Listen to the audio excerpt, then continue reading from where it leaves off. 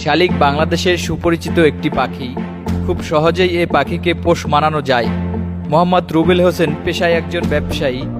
শত ব্যস্ততার মাঝেও সন্তানের মতন লালন পালন করে আসছেন ছোট বাচ্চা অবস্থা থেকেই।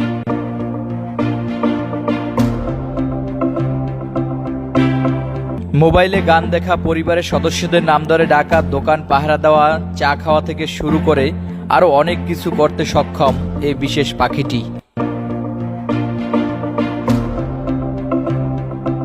একটি পাখি যে এতটা পোষ মানে বা প্রভুভক্ত হয় তা চোখে না দেখলে বিশ্বাস হবে না।